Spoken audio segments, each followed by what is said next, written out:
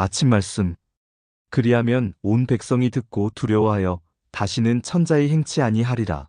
신명기 17장 13절. 죄를 심각하게 생각하라.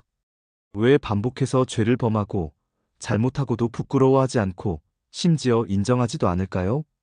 다른 사람이 모르면 괜찮다고 생각하고 시간이 지나면 지워진다고 잘못을 인정하면 손해본다고 생각하기 때문입니다.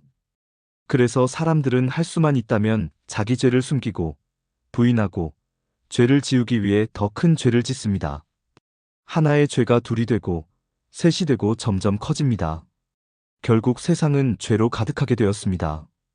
예수님을 믿는 우리라도 죄에 대한 생각과 태도를 다르게 해야 합니다.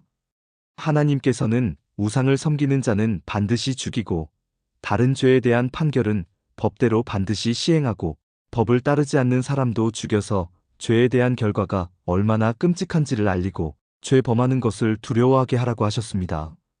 성도는 잘못을 할 때마다 자신의 죄 때문에 십자가에서 처절한 죽음을 당하신 예수님을 기억해야 합니다. 비록 자신의 죄 때문에 하나님과의 관계가 끊어지지 않고 당장 하나님께 형벌을 받지 않는다고 해도 죄의 결과는 죽음이었음을 십자가를 통해 알아야 합니다. 또한 자신의 모든 죄를 하나님께서 이미 알고 계심을 알고 자신의 잘못을 부끄러워해야 합니다. 아무도 몰라도 하나님께 숨길 수 없고 다 속여도 하나님은 속일 수 없습니다. 그리고 하나님의 징계를 두려워해야 합니다. 자식을 사랑하는 부모는 자녀의 잘못을 방관하지 않습니다. 사랑의 하나님께서도 우리의 잘못을 깨닫게 하시고 고치시기 위해 때때로 고난의 회초리를 드십니다. 너무 힘들고 아픕니다. 아픔을 기억하면 죄의 손을 쉽게 잡을 수 없습니다. 안타깝게도 우리는 죄를 범하지 않을 수 없는 존재입니다. 그러나 죄에 대한 생각과 태도는 반드시 바꾸어야 합니다. 가난보다 죄를 더 심각하게 여겨야 합니다. 몸이 아픈 것보다 죄를 더 심각하게 여겨야 합니다. 관계가 끊어지는 것보다 죄를 더 심각하게 여겨야 합니다.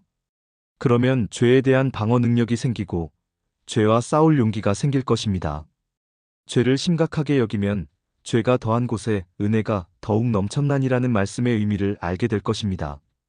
사단과 인간의 작품인 죄를 걷어내고 하나님의 작품인 십자가를 마음에 전시하여 죄를 심각하게 여기고 더 큰 은혜를 누리며 사시길 축복합니다.